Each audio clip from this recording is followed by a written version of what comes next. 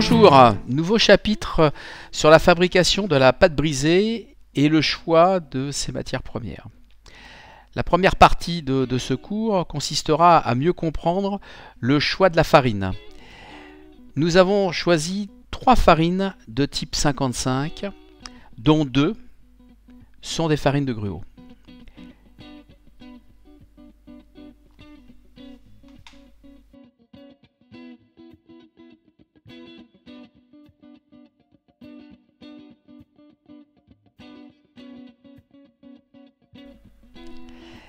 La farine ne contient pas de gluten, elle est composée de protéines.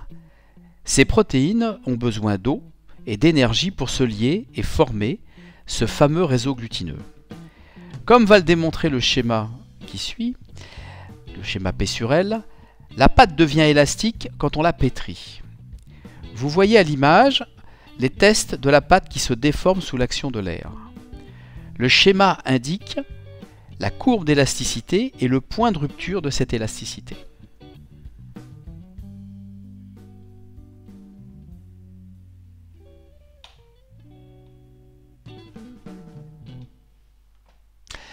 Les 3 méthodes de pétrissage que nous allons vous démontrer sont le pétrissage à la main, le pétrissage au batteur et le pétrissage au robot électrique. Le pétrissage à la main. Nous commençons par cette technique afin de mieux comprendre le procédé de fabrication et l'interaction des différentes matières premières.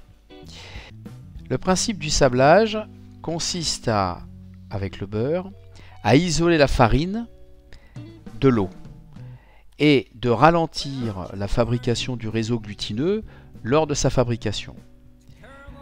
Pour cela, nous allons utiliser la technique du sablage avec le beurre et la farine. Le principe consiste à utiliser une matière grasse froide, coupée en dés. Celle-ci va être additionnée à la farine afin d'isoler celle-ci lors de l'hydratation et ralentir la formation de ce fameux réseau glutineux que vous avez vu tout à l'heure avec l'alvéographe de Chopin. La matière grasse forme une poche imperméable autour des particules de farine. L'eau sera alors l'élément liant pendant sa fin de fabrication.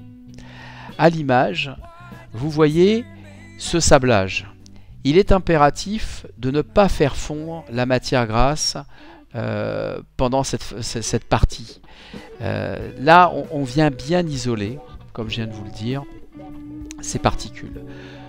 J'utilise une corne pour éviter l'échauffement. Vous voyez, là on le fait à la main. Mais lors des premières fabrications, souvent, on insiste de trop, les mains sont chaudes et la matière grasse fond et on obtient déjà une pâte. Et ça, c'est pas bon. Donc il faut impérativement augmenter la granulométrie de la farine. Voilà. Avant l'hydratation. Vous avez vu en début de vidéo, j'ai incorporé mon sel dans l'eau, car le sel se dissout très difficilement.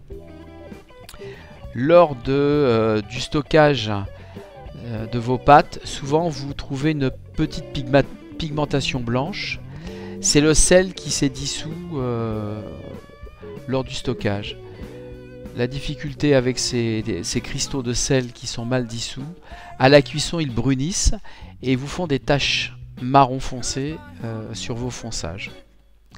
J'ai hydraté mon mélange et là, toujours pareil, je viens agglomérer le tout sans lui donner de corps. J'utilise la paume de main pour faire ce mélange, c'est ce qu'on appelle phraser. Vous voyez, j'écrase avec ma paume de main le mélange, ce qui permet d'homogénéiser le tout sans lui donner de corps.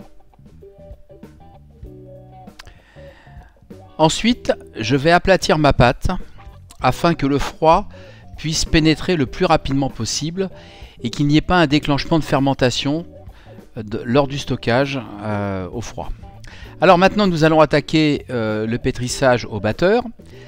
Tous les appareils électriques sont là pour soulager le travail de la main. Donc, je reviens exactement sur les mêmes bases. J'ai mes dés de matière grasse qui sont froids et je les mélange à la feuille de mon batteur en première vitesse. Vous avez vu que au tout début, j'ai mis mon sel dans l'eau pour qu'il puisse se dissoudre. Et là, vous avez en temps réel le sablage. Donc on voit bien, au fur et à mesure, la matière grasse vient donc isoler des poches de farine. La granulométrie de la farine est donc augmentée. Vous allez voir l'aspect. Mon mélange est sec, c'est très important. Et regardez, la granulométrie est plus importante. Belle image de sablage. Mon sel est dissous dans l'eau et je viens, par petites quantités, le long de ma cuve, hydrater mon mélange. C'est important de faire glisser l'eau le long de la cuve de façon à ce que l'eau aille jusque dans le fond et que lors de la fin du mélange, je ne me retrouve pas avec de la farine non hydratée. Il est important d'utiliser le terme mélange et non pétrissage. Et vous allez comprendre ensuite pourquoi.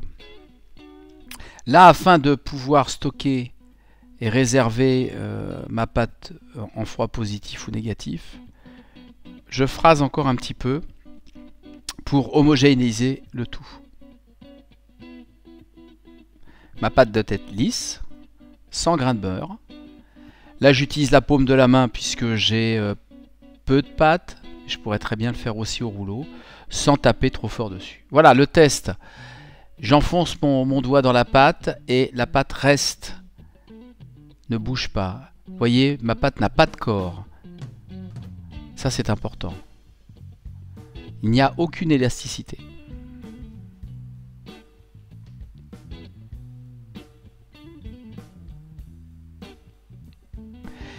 Trop souvent, lors du travail avec les pâtes, on vient rebouler, réajouter de la farine et on modifie forcément la consistance de la pâte. Regardez, ma pâte en la mélangeant s'est éclaircie.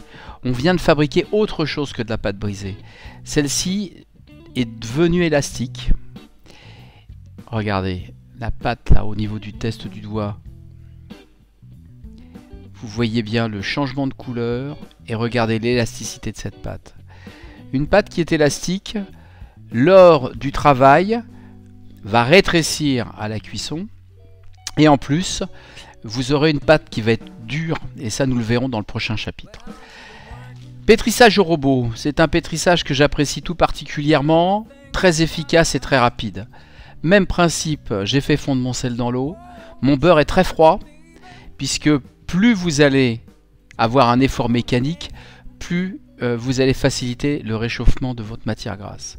Regardez, en l'espace de 30 secondes, j'ai fabriqué un sablage qui est beaucoup plus fin que celui à la feuille du batteur.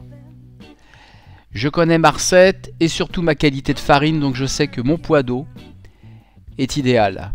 Je verse celui-ci et par petites impulsions, je vais venir réaliser mon mélange.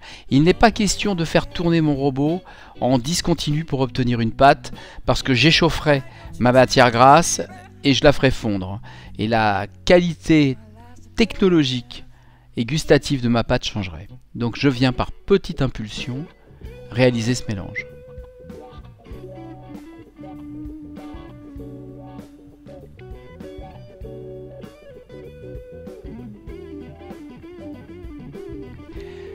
Là, le mélange se termine. 2-3 impulsions pour pouvoir agglomérer le tout.